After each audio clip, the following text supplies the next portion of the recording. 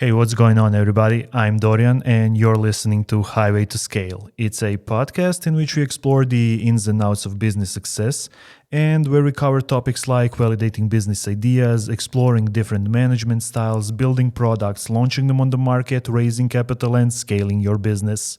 If this is your first time listening to Highway to Scale, click that subscribe button and add us to your podcast playlist so you get notified when we publish new interviews. And if you want to be a guest on the show, get in touch with me on LinkedIn. In today's episode, I'm joined by Pierre, who is the CEO of Genji. It's one of the leading enterprise expense management solutions. Genji was founded in 2015, and it now offers solutions for expense management and allowances that are specifically tailored for mid-market and enterprise companies. They reinvented these solutions by using cloud and AI technologies while designing a simple and modern user experience that's accessible on the go anywhere in the world. As for Pierre, he's an engineer by training, and he began his career as a consultant in new technologies. In 2006, he co-founded Zenika, a consulting and expertise company, and then in 2008, he co-founded Allegoria, a company that specializes in the management and taxation of notarial acts. In 2013, Pierre sold these two companies in order to devote himself entirely to his new project, the launch of Genji. In this podcast, Pierre will tell us more about the current state of the expense management market, how to take on the industry leader in your niche, why is ownership the core of success, and why you, as a CEO in a SaaS company, need to go through support tickets from time to time. So let's cut the intro and let's jump right into the episode to see what Pierre can teach us about building a business.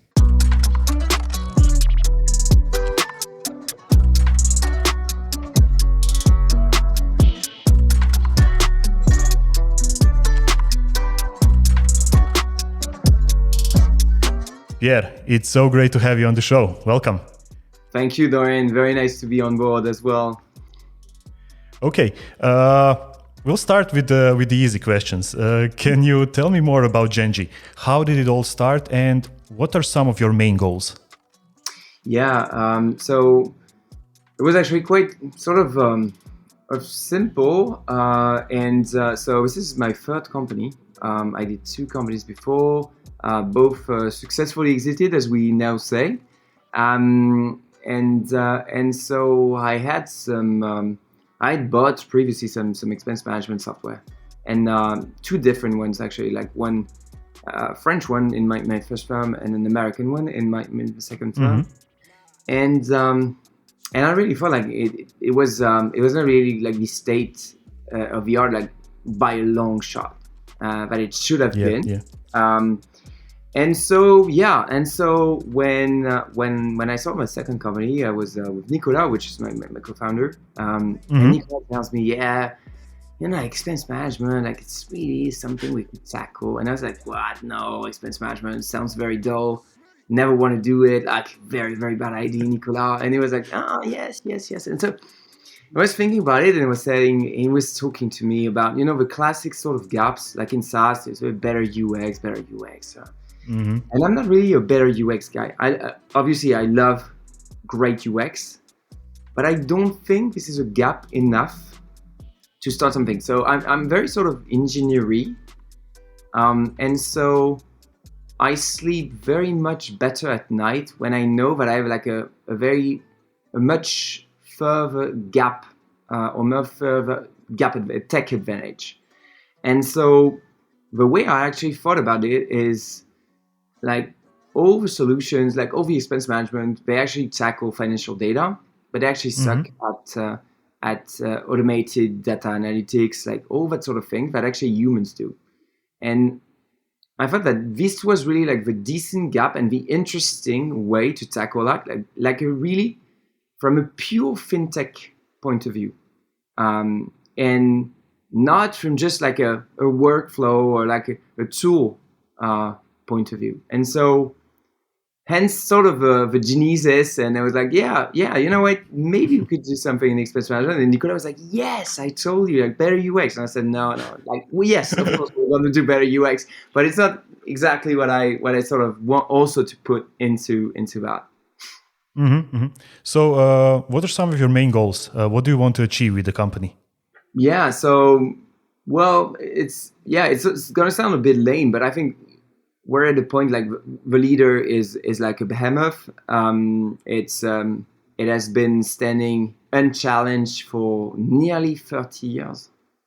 Wow. So the leader is like born in '93, and it's a billion ARR plus. So this is like really an immense amount of revenue. And so this is actually very interesting. And our goal is to be able to at some point be number one. But to be true, like even if you take the classic, VC stuff like T3D2, etc., well, it's going to take an immense amount of time just to rise to that sort of revenue. And I think we have a very good standing chance of being that one for a number of reasons. The first one being that the number one was actually very effective in the last 20 years about killing everyone around them. So, it's just like trees. For me, it's always just a bit like trees. So you start growing and you start getting to the sun, and then you just kill everyone around it. And then at some point, it's just not your time anymore, and something else just takes the light. And so I think this is really the case in startups and scale-ups. At some point, it's always sort of like eras where you sort of go from number one to being back to ashes. And so I think we have a very, very decent chance of like the global contenders right now of being that number one at some point. And it's going to take obviously an immense amount of work to be fair. It's like it's a really it's a journey that always is sort of complicated each year, and so yes, but it's I think it's definitely doable. So, what makes you competitive? That you think you can go against that behemoth, as you called it. What are some of the main aspects of your tools, of your services that make you better than the competition? Yeah, I think so. There's a lot of ways you can approach expense management, and there are a lot of ways we actually win against the number one. So it really depends on the customers, on the RFP. Like if we're being very, very sort of nitpicky, it really depends on the vertical. So for example, healthcare customers will not really have the same set of challenges from utilities or from industry. So it's really like a more complicated question than it actually looks like. But to be honest, like from me, from a product perspective, and not from a pure sales execution or something, I think this really boils down to being like people now, they sort of want everything in a way. So they want an enterprise level SaaS that can say equip a multinational where you have like 70 subsidiaries in 70 countries, yet they also want sort of a B2C experience for everyone, like for employees, for managers, even for expense compliance teams, etc., which are it's sort of your day job in a way, just like for example when you see the sales ops working in Salesforce, and like these guys, it's their only tool of the day. Like they live and breathe in Salesforce. So it's sort of, you need to develop a certain set of skills to be able to navigate through that and be efficient. And so this is really the same sort of when you take like the higher tier of enterprise, like in expense management, you're confronted with hundreds of thousands of expenses, like millions of expenses per month in some cases. And you need to be able to process that. And it's just an immense amount of data. And so most of the time, like in previous times, when you needed to scale like the human part, and you need to have 40 people, then 50 people, then 60 people, and 100 people, etc., etc. And so as you keep growing around the globe, you would have like much more FTEs just working on it. And like their work would be crazy because they would have to do like some cross checks, like say, oh, this guy's actually in vacation because I checked in Workday and he's really on vacation. So all sorts of stuff that doesn't make sense now because you can't actually cross-ref all the data. You can run anomaly detection. You can run fraud prevention. You can run a lot of things with custom models. And so I think for us, like the gist is that I think we are truly trying to make people's lives more simple, which does sound very cheesy when I say it, to be honest. But it's also something that is, as we all know, tremendously difficult in product, and especially in enterprise level products. Because on an enterprise level product, you will need, just like Salesforce, you need to have an immense amount of capacity of customization, of stuff like that. And we all know that, like for example, our Salesforce instance as a customer will not look like a Fortune 100 Salesforce instance. And so I think this is really like truly the challenge, is to be able to do this correctly. And yeah, it's more difficult than it sounds. Yeah, I completely agree. It's always difficult to go against a company that has been on the market for such a long time, especially, when you're a startup. Your company has been around for 6 years. That's not a lot. But you're already making large strides. 35,000 companies that use your products. That's quite a large number. Let's not downplay all of that when it comes to comparing to the number one on the market. But 35,000 is a lot. So can you tell me how did you get to those numbers? What did that process look like? What were some of your tactics to get to 35,000 clients? Yeah, so I think, and it's always the case that you sort of look back on it and you sort of think that you've made so many mistakes and that you would have been faster, more efficient. So it's always sort of, even when you're looking at a very positive number, you're still sort of wondering if you had like not done so many mistakes as well. But I think could have been bigger, man.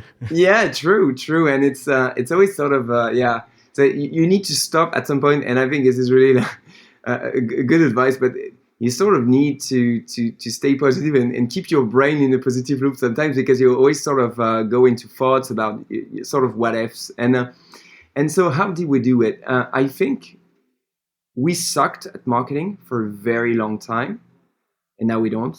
But we used to, and I think it really didn't help. So what actually helped is, I think we were very, very good in engineering. And I mean engineering. Like a lot of people will say we're very good in product, for example, but are you sort of including engineering as well? Or are you saying like you're very good at UX, or you're very good at something?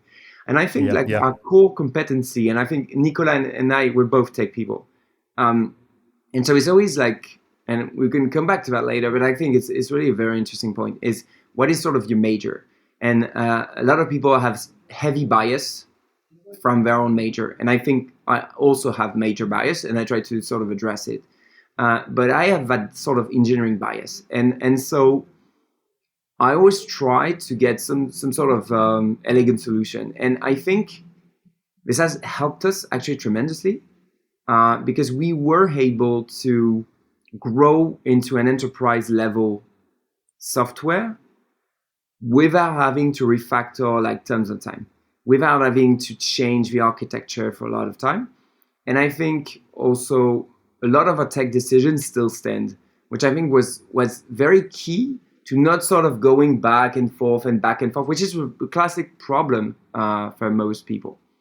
And this is very interesting because in sort of our bracket, a lot of expense management vendors, they wanted to go enterprise, but they couldn't, because like the bar is very, very high. As you mentioned, like you're sort of trying to achieve the sort of levels and RFPs of a leader, which has been around and has had time to develop like an immense amount of enterprise features.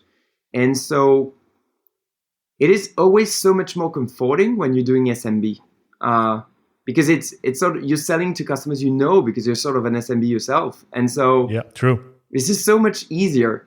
And you can get featured on on like startup stuff, and people we know your brand because you're selling to startups. And for us, we really never sold to startups, and we sold to SMBs, and mostly like SMBs that are not really tech and that don't really are not very interested in the whole tech scene or in the startup scene, etc. So you don't have that sort of brand awareness that comes from being like either like a B2C startup player, like say like all the neobanks, like you're not an N26 or a Revolut or something like this. Yeah. And the way you're going after sort of enterprise, and it's very interesting because if you see like most of the heavy players in enterprise, I sort of always wonder, like at that same age as us, like were people always saying like, oh, you're not so well known compared to like X B2C or SMB player. Like even when people were talking to like, I don't know, the founder of Workday and saying, oh, no, never heard of it. And at some point, true. you just sort of go public and people will say, oh, you're quite big already. And you're like, yes, I am. So I think this is really like sort of a fate of enterprise SaaS. It's always sort of, you're sort of unsexy at some point, and it doesn't really matter, but it's still very amusing at some point. And so yes. And so what did we really do well? I think what we did do well was mobile. And we did do very, very well on iOS and Android. And we did native apps. We went all the way. To be honest, like Nicolas and I, because Nicolas had iOS and I had Android. Like at first, for the first years, we were coding like day and night. Just taking no breaks. So like. Sounds like a picture, but it's, to be honest, this is very true. We call it parking mode because it's we always pictured ourselves like working in a parking lot, because it's the type of place where you just want to get out as fast as possible, and you're like, what can I do to be successful, and then just kill it. So it is something. It is something that has been quite helpful. And so the mobile app is very interesting because, like, the mobile space, because you have sort of that store aspect of it, and like the virality and the global appeal of Google Play or the App Store is just insane. Like the number of downloads you can get if you have a decent app is just insane. And most of the time, this is really for B2C players. Like B2C players tend to be very, very good in the store. And B2B players tend to be very bad. Most of them have like correct apps. And it's just, even the onboarding, like the employee onboarding are not just great. Like most of them just do the work. And so when you want to go full mobile and have a great mark, let's say at 4.7 plus on the store, get decent reviews, etc., then it's a major good factor for you. And most of these guys that we acquired and kept are through the app, and they went like solo, which is completely free. So we don't do any. For us, like the difference between a paid and a free plan is just like collaborative features. But if you want to do your expense and send them like a PDF to your accountant or a CSV or something, it's always free. And so that has been the key way for us to get to that number. And it still is in some segments, like in the lower segment. But it has been a tremendous. So when it comes to your current sales marketing setup, what are some of the main activities that you do? Yeah, so this is something for me. Sales and marketing in a SaaS, and I didn't really understand that. I think at first, even though it's still my third company, and I think every company is very different. And so for me, this is really like a snake thing. So like the snake that keeps changing its skin. And I think it's just really like marketing and sales is exactly that. Because what works at some scale will probably not work in a year. And you need to so you have like sort of two streams. You have like the Taylorism. You need to have people doing one thing that they do very, very well, and just at some point scale that team, like having more people do exactly this, which is just sort of breaking stuff into a tree and then having like more and more people just do one thing, which is very complicated, because at some point you always start, you're just like two guys with two laptops, for example, and then you sort of having more and more people, and you need to have specialists at some point, and you need to have a ton of specialists and very, very good people at it. So I think sort of it's sort of a standard way, but the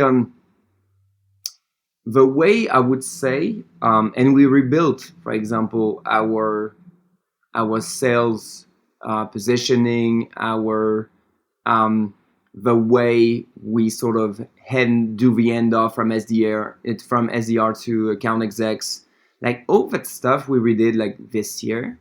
And I'm pretty confident that we will probably need to do this again at the end of this year, because as we went from sort of a year ago to like a nearly single national, say 85% of our revenue was France-based, to something very, very different, with like Switzerland and Germany being very, very good markets for us, Singapore opening and being very, very having a very good traction as well in APAC. And I think these are sort of challenges that you need to adapt, and it is like always very difficult. Like even very simple questions like, do you have like a centralized SDR team?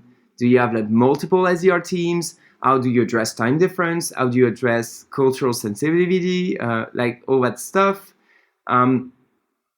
It sounds simple, and probably like one answer is not going to be the same in 9 months from now, and like in just 3 quarters. So I think we're sort of sliding through scaling factors, and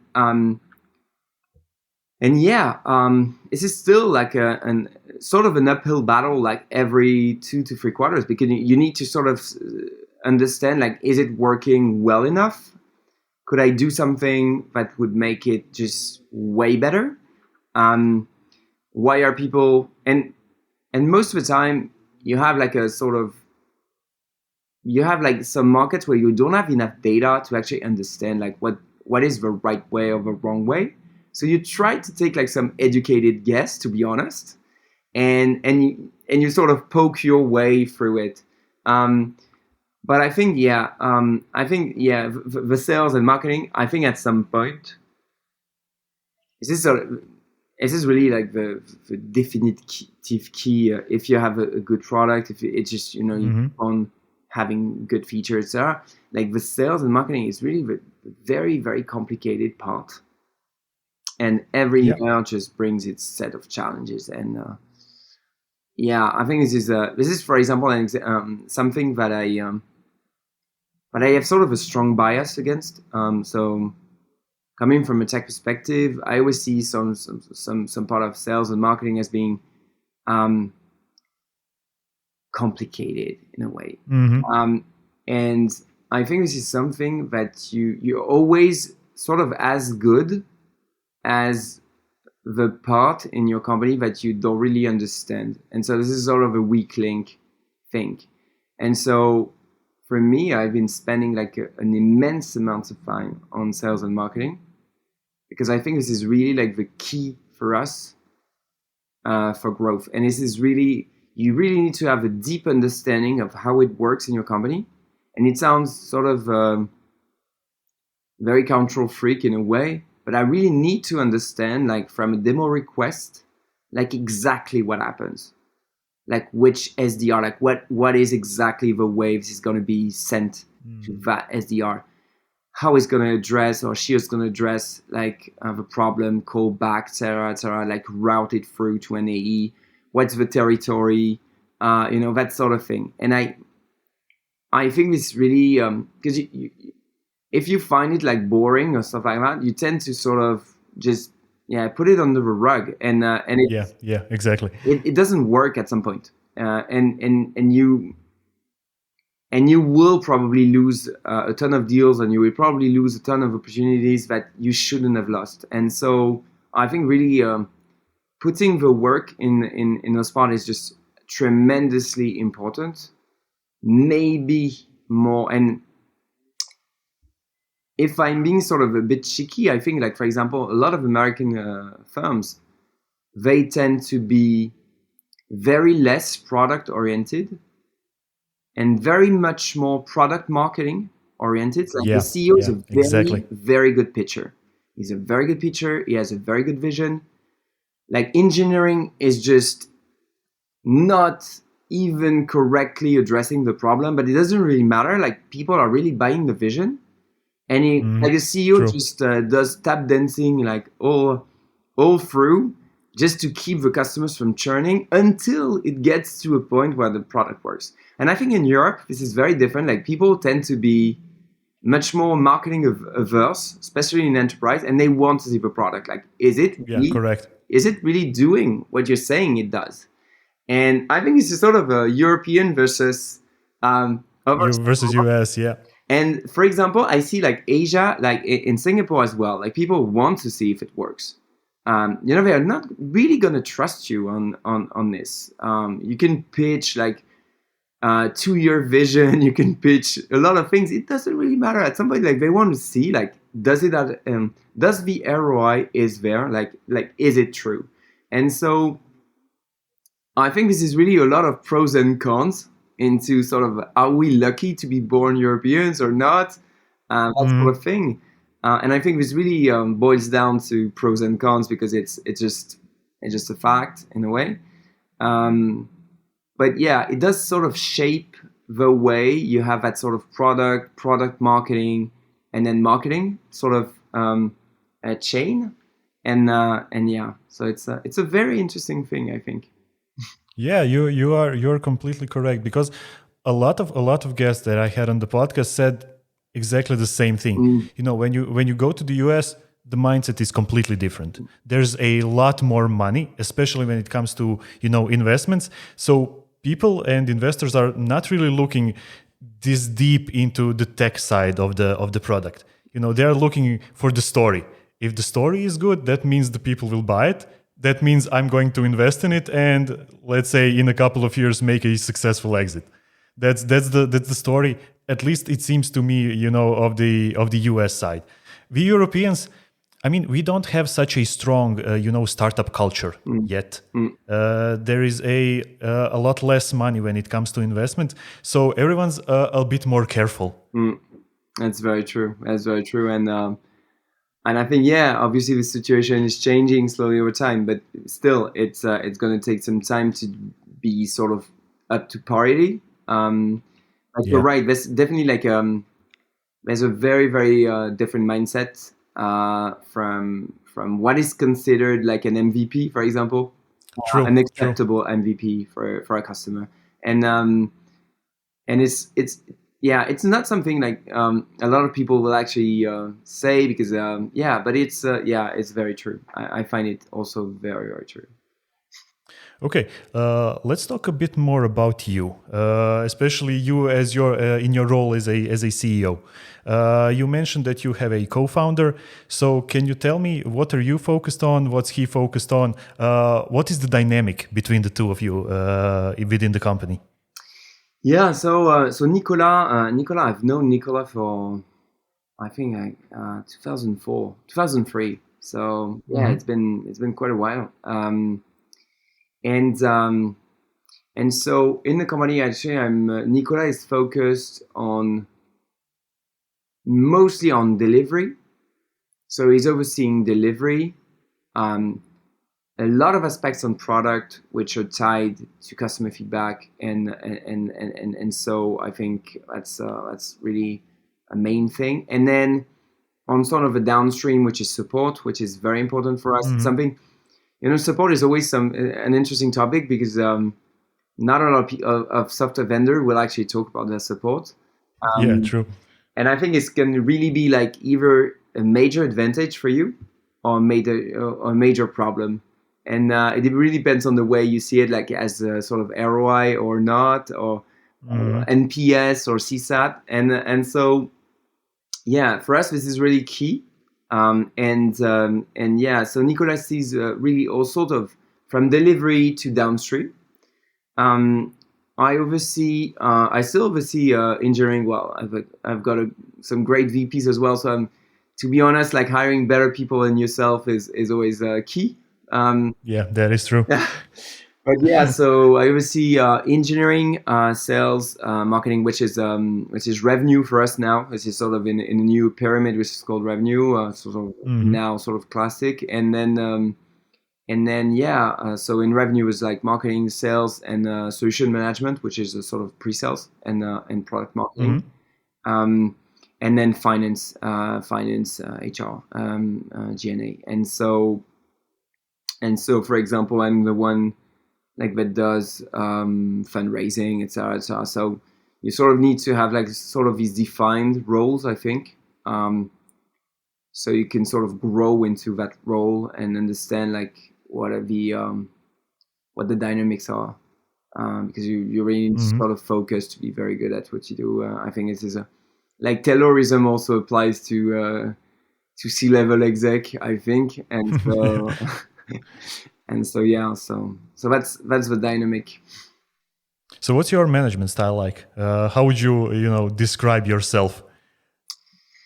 Well, I think I would probably answer like as of now, because I used to have a very different management style in various companies.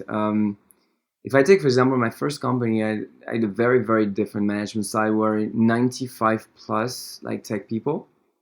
95 plus percent, tech people, so like 120 engineers. Okay, great. And so when actually doing, well, my personal point of view is that when you're managing tech guys, I'm saying guys because to be honest, yeah, there's a majority. In my first company, this was definitely not diverse enough. When you're managing like some tech guys, well, you can have like a very, very top-down management style as long as everyone gets a voice, but it stays like what I call Boolean. So true is true, false is false. When you're saying something that doesn't make sense, it doesn't make sense. When you're saying something that is a remark that is actually true, it is true. And as long as everyone is actually very clear on not that, for example, like a junior guy that has just 6 months experience just says something that is actually very true, but it is still very true. And so as long as like decisions keep being made on technical merit, then it's okay. But you can be actually very top down, because at some point when you just need to sort of decide, because there's no consensus and you're just like the only one to be able to say. But I think you can be very, very affirmative in a way. And this is, I think, very different from the type of management when you have like different teams, when you have sort of more creative teams, more tech teams, etc. So I actually tend to have a differentiated management style depending on the team. I think it also always boils down to confidence, which is not something like people will say because it sounds both not so positive in a way. But there's actually teams where you have, say, 75% confidence, and then some teams where you have 95% confidence. And so you need to sort of adapt your sort of control versus thing. And for me, it always sort of boils down to a priori versus posteriori control. Do you want to do, and it's, for example, it's something, so I lived in France, I've lived in the UK, I've lived in the US and Canada, and I think Like most countries have a very specific, like the state has always like a very defined way. Like, is it a priori control or posteriori control? And I think, yeah, there's a lot of countries where you need to present like every type of ID you need to have just to do something. And people will just say, yeah, at some point we'll just sample through and just take like 0.1% and just check. And this is really, really, I think, something that is key. And so I try to sort of do that based on sort of a current priority. And I think for each quarter, I tend to have some sort of very specific thing that I want to sort of focus on.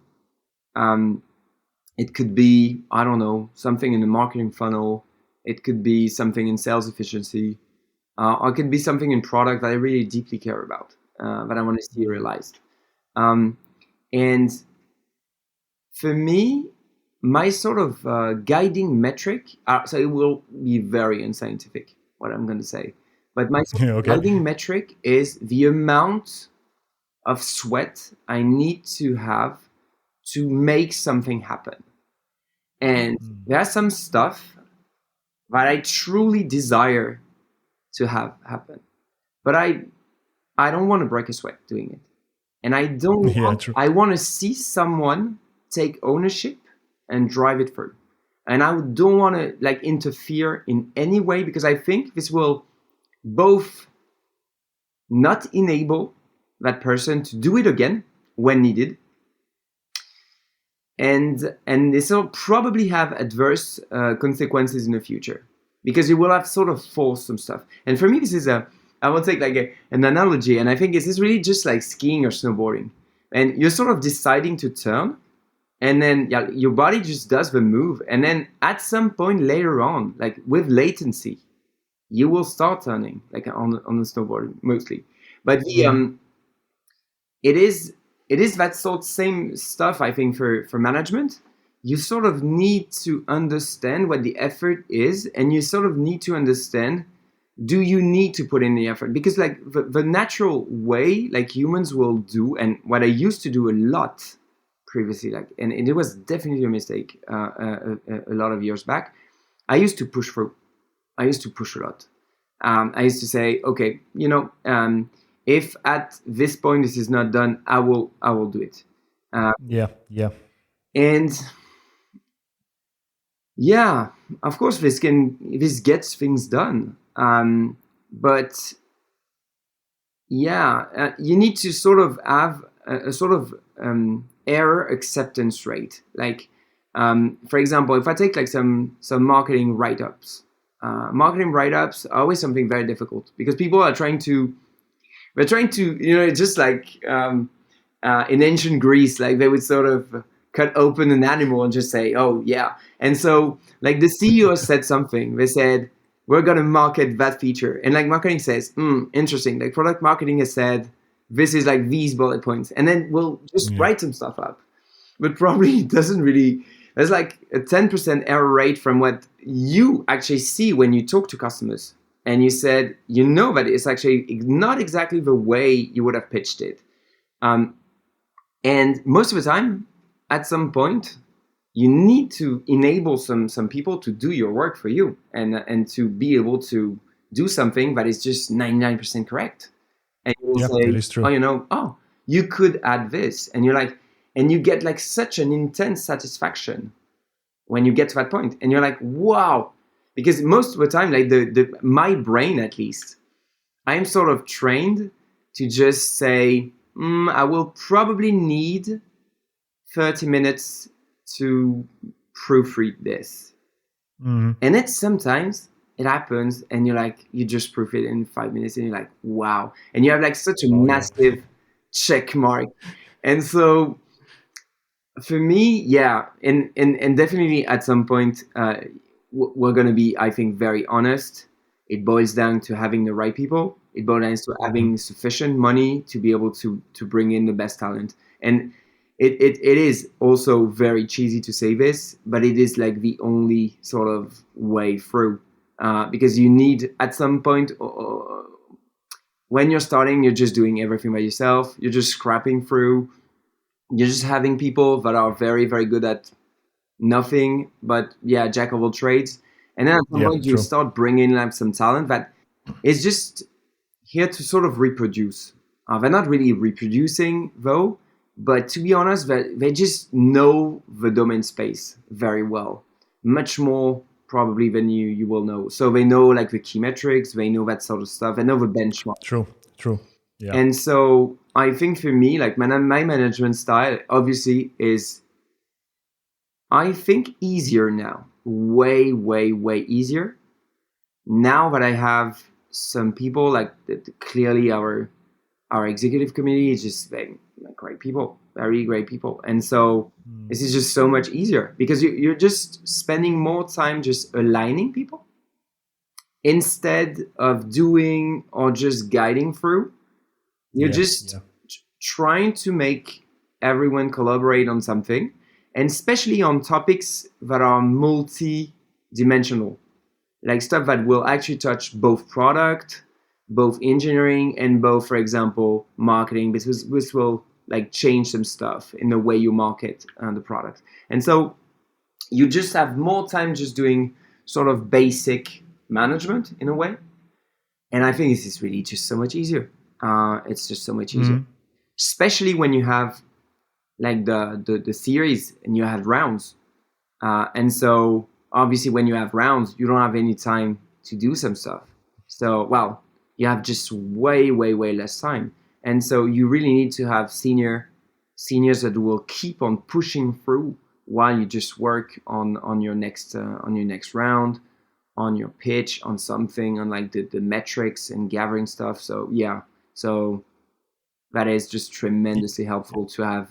And I think it's just less work. And to be honest, I think the main management style problems are when you're just small and it's just so much more complex. Yeah, that's a great point you made. If everything else fails, you can be the one that pushes through. But I mean that's viable in the short term, but in the long term, it really isn't, because as your company grows, as the needs of your users grow, you as a CEO can't be the operational man. You can't be the one that needs to check every single piece of content, every single feature that's being put into your solutions. You really need people who can take ownership of the product, of the business side, of the sales, of every single thing that you used to do when you were just a small startup when it was just you and your co-founder Nicola. True. That's basically the point. So I want to talk more about your tool and the entire industry that you're covering. It seems to me that the entire process of digitalization of every single activity, like expense management, is one of the things. That's the thing that a lot of CEOs say, okay, we need to do that. This is important. This will make us more efficient, more effective. But when it comes to the implementation part, it's very slow, or it breaks apart, the entire thing. Can you tell me more about it? You've been working with SMBs. You've been working with enterprises. What are some of the insights that you can share? What are some of the things that prevent those types of companies from becoming fully digitalized? Yeah, so I think this is a great question, and I think it really depends on the segment. Like an SME problem will be very different from. I will probably put like mid-market and corporates in the same bag, though they're not really, but I'll just simplify. So for me, there's one thing which will maybe sound a tad aggressive, maybe, but it's something that comes from the fact probably that I was from tech originally, and for me, at some point, digitalization, sorry, it's a big word. It's great for marketing. It's great for everyone because everyone is converged. But the truth, at some point, if you want to automate some stuff, if you want to have like lean a lean financial pipeline for everything, you need to have some people that actually code some stuff using a keyboard. And that's like the basic truth about it, is you can probably talk about it like for a while, but at some point you need to have some people executing. And so the main problem is you have like these sort of inverted pyramids. You've got like 10 people overseeing like 5, and then at some point there's like one guy that actually knows. Who's the operational, yeah. Yeah, and he's the only one that actually knows where, I don't know, like the corporate card format is, where is it, like where is it delivered, like what is the time for integration in your system. And so it's always quite complicated because let's be honest, like even for a multinational, if we were going like full speed in implementation, you would be able to deliver like crazy implementation in just a matter of weeks. But the main thing is just getting access to the right people and the right data. And so that's why it's just taking so much time in most cases. It's just pure alignment and that's why our operations team is just very good, and they really try to funnel through and to get everyone on board and be able to understand. And I think it is really the same type of things for every enterprise SaaS vendor, because at some point you will get some data flows, you will in and out the system, you will need some of these things. And for me, this is really a hallmark of the enterprise SaaS movement, is that we all tend at some point, at some say large number of AR, we just tend to have like very deep partner networks. Mm-hmm. And so it is very interesting to see that unless you're a very, very specific customer, like people will offshore your contract to an integrator, to a system integrator, because no one wants to do it, to be honest. No software vendor wants to do it, because it's just a different job. It's a different job, like from developing a software. And I think this is interesting, because if like implementation was just so easy and you would just be able to just set up like in a few clicks, then it would be just a waste of time. And so for me, like the main problem with digitalization, it's not like executive vision, but it's really like the down to earth details. Because to be honest, if you're asking like an engineering team, like what is digitalization, most of them have no idea. Yeah, exactly. And they will tell you, I don't know, like digitizing something. What, like, is it a file? Is it not a file? They will start asking tech questions. And like, but when you get to the gritty details, then it's sort of, it becomes sort of evident that there's a lot of stuff that just doesn't go the way it should. And so, and for SMB, this is actually different. I think for SMBs, the main problem is they don't have sort of an internal team. So, as exactly what we were saying before, they need to have someone take ownership of that. And the problem is mostly these guys are not really technical. And so when they start having like all these things, and for example, you see that in just in small SaaS vendors, and at some point, for example, you need to automate most of your accounting. And I'm not even talking about multi-country accounting, which is a different class of problem. But I'm talking about like single country. Then, for example, when you start having even 1,000 invoices per month or 5,000, then if you're still doing it like with file imports, it's very complicated. And so at the point, you will need to have an ERP. You will need to have, some sort of billing to accounting automation. You will need to have automated invoicing. You will need to have, a CFO. You will need to have a lot of things. And so you will start having some sort of mid-market problems, because you're sort of growing much faster and you're having way less people in G&A than most classic SMBs, like industrial SMBs. And so I think like what is very, very interesting, and I will take our own example, is that as we're very much also quite good at engineering, we always considered our internal engineering also as mission critical.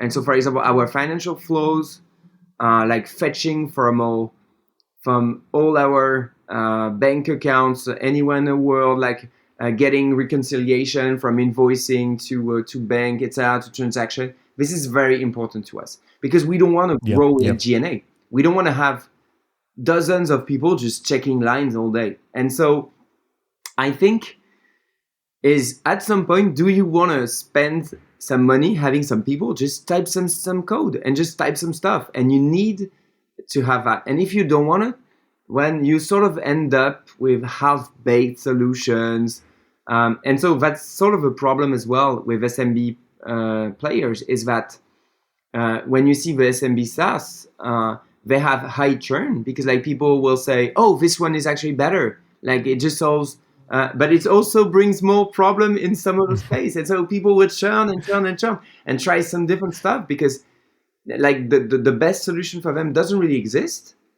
And they would probably need to automate like in a smarter way their own internal IAT, but they don't have the time, they don't have the money to do it.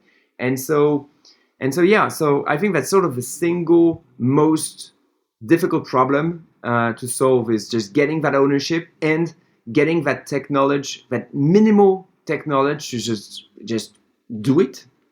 Yeah, that's a great point. Okay, Pierre, our time is almost up, so I have just a few more questions. The first one is, you've told me your story of how this is your third company. Can you tell me what made you start your second and now your third? A lot of CEOs who start their companies have that idea. Okay, I'm going to do this one company, I'm going to make an exit, and then I'm going to relax for the rest of my life. What were some of the triggers that made you, okay, I'm going to start another company. This is what I want to do. I want to be a CEO. Yes, that's a great question. That's one I keep asking myself as well. So it's always, and for now, for example, I'm in the mood of saying that this is really my last company, and it might change because but I always thought, when I sold my first company, I always thought that when I would sell my first company, and it would sound very cheesy to say that. I love golf, but I don't play golf because, to be honest, I don't have time. And I always imagined that my first morning afterwards, I would be playing golf, etc. And it never happened. And every time I think about it, I was like, what? Why did I do it? And I think it boils down, at some point, let's face it, you are sort of financially safe for life. And it boils down to sort of ambition and what you want to sort of prove to yourself. That's sort of a way I sort of analyze it, but it's not like it's not something I sort of understand as well as much as I should. Like I should probably do some psychology just to understand it, because I think this is really interesting. Like, what am I trying to prove? But the main thing is that for me, right now, what I want to do and what I want to do is to be able to have a multinational SaaS vendor at a very large scale at some point in my life, and maybe see the go public, and that's really what excites me. And my second company, it was to sort of it was to do a SaaS, because my first company was an expertise, was a professional services company that was very specialized in open source, and my second was a SaaS. And so I wanted to go back to sort of being a software vendor, and it went well. And but it was a very French SaaS vendor. It was in a very specific business that is very French specific, like from a law perspective. And so my third, what I really wanted to do is do something that would be truly multinational, what would be like a global SaaS player. And that was my goal. But you're right. Like, where does it end? And at some point you have a lot of sacrifices, personal sacrifices, to be honest. And it's really a very questioning type of question, because it's something that is interesting, because you keep on doing rounds, keep on raising, like the stakes go up. It's just like poker, True. in a That way. is true. Like the pot just keeps on growing, and your shareholders are happy, and like everyone's happy, and you're like, yes, I need to do this next step. I need to do this, and for me, this is not really like a for now, and it's not a money problem. I know this is purely an ambition. This is really an ego problem, and I completely accept it. I completely accept it, and I sort of want to live through to see it, because I think each day sort of brings on like scale problems that you sometimes you will never have thought about it, and like for example, we're trying to close some deals on the Chinese market, like in Chinese mainland, for example, and I never really thought that I would actually live to see this, and I find it like very interesting from a personal perspective. I find it truly exciting, and it's not like all day that you have something truly exciting in your life. I think Yeah. you also have like some day-to-day stuff that is just very boring. You need to do it well, you need to execute correctly, but it's not rocket science. And at some point you have like these sort of nuggets of things that are really, really exciting. And I think it's really what makes you sort of stay in that game and try to understand.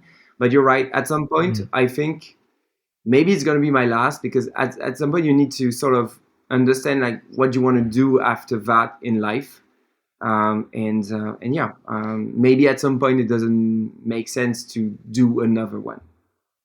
Yeah, but on the other hand, it's always great to have a vision. It's always great to have people like you who can detect the problem, who can build a business around it, and ultimately help people simplify some of their, day-to-day activities, like you're doing with Genji. Yeah, true, and it's and you're right, and then and it is truly rewarding to see people, and especially also, which will sound very counterintuitive, but even for free users, it's something when I just sort of like late at night, sometimes I just sample through the support tickets just to see like what happens, like what are people actually saying, because this is really that's really just something that is really insane in our SaaS game, is that you can get like raw user feedback. Like people are very, very angry about the fact that something is in the orange color, or people that will say, your translation in Thai is just incorrect. And you're like, okay, interesting. And so this is very interesting because in most industries, like the CEO cannot get any feedback. When you're saying True, that is true. You're just selling cars, then you would need to sort of spoof your way into a retail concession and then just try to understand like what the sellers and the buyers say. But in SaaS, you can do that. You can log into your support ticketing and just see like what people are happy or not. Yeah, that's a trove of information that you can use to upgrade your product. Exactly, and I think this is really a very, very good part of SaaS, and I think at some point when you're sort of building software, I think the user feedback, and especially positive, obviously user feedback, is going extremely rewarding. Yeah, true. Yeah, Pierre, what advice would you give to new startup owners who are in the SaaS business, who are just looking to launch their products?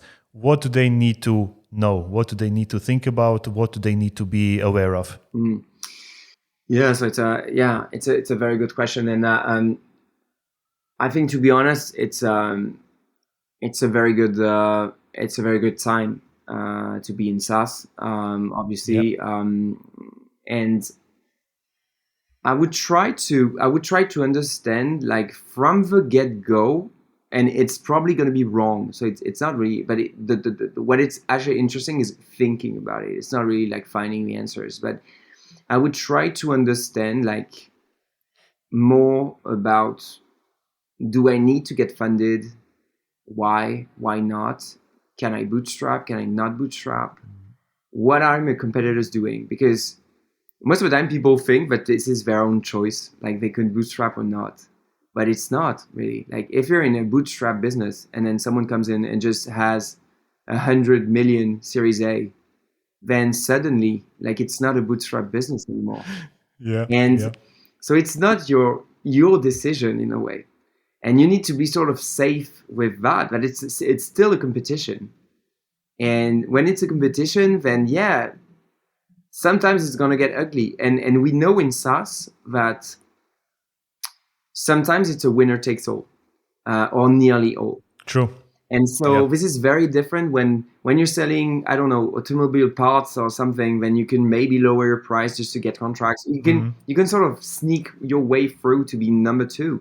In SaaS, this is super difficult. And for example, like we all know that VCs, a lot of them won't touch number two, because they don't want to be seen as backing a loser. They want to, and so this has like a lot of effects on your market. And I think at some point you always come into with your ideas with like very rosy ideas, and you're very enthusiastic, and it's normal, and it's but you also need to have a decent understanding, at least a quite decent understanding of like the market dynamics. And sometimes, because for me now, I don't see I see sort of two things. I don't think that CEO performance matters as much as people tend to think. It matters, like your CEO performance matters at extremely at first, because obviously you're building a team from zero. You're trying to raise money most of the time, etc. So it's going to be very personal. But as soon as you grow and grow and grow, well, you can probably be a bit more sloppy.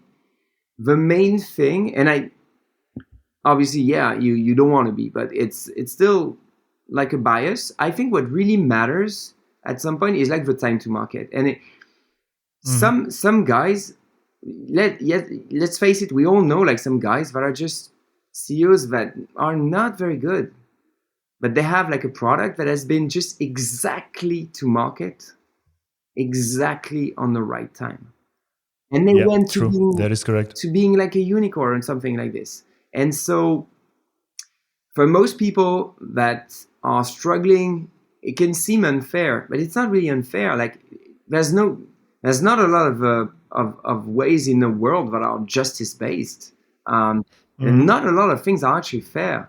And so obviously we all want some fairness, and I'm not saying we don't want fairness. Obviously we want fairness, and I think it's just like a major human behavior.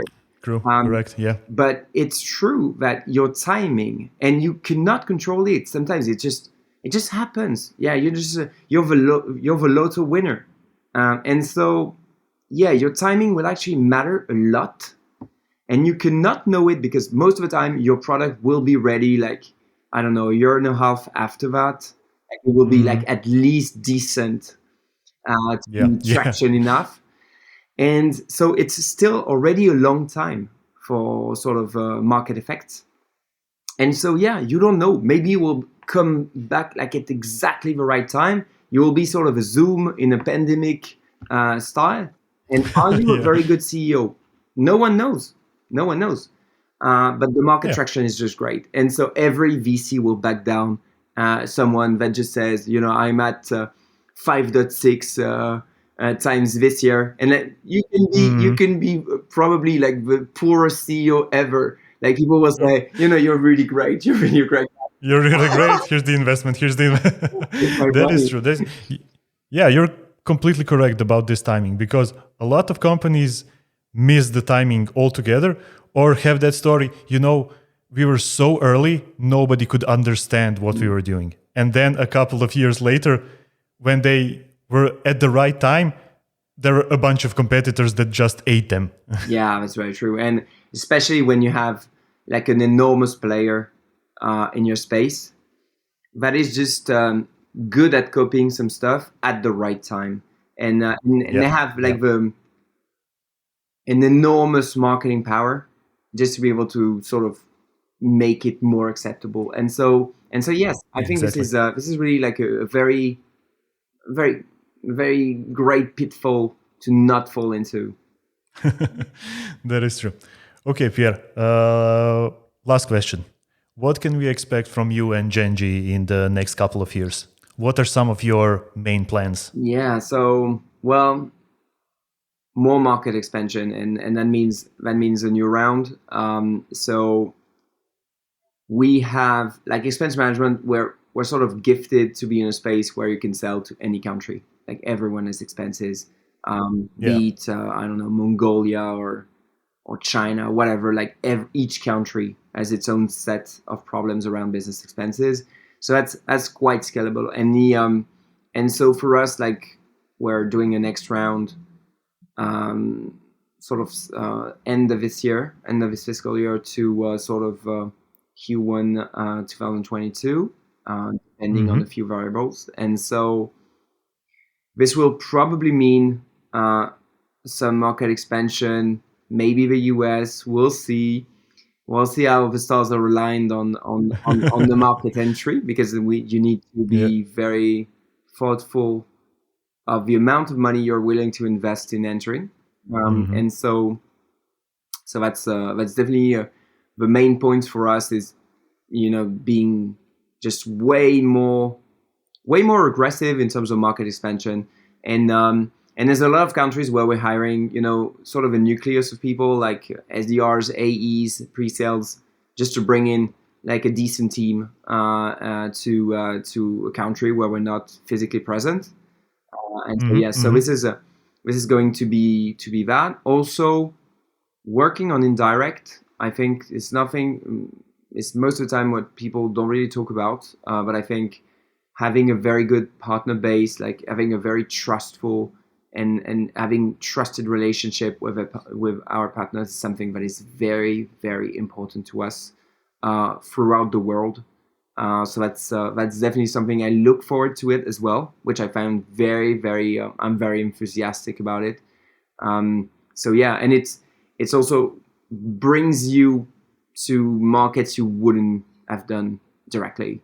There's a lot of markets, especially say in LATAM, or you wouldn't probably do it yourself, but through trusted partners, like people you have partnerships.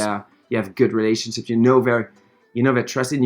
They do great work, and they won't let like a customer down.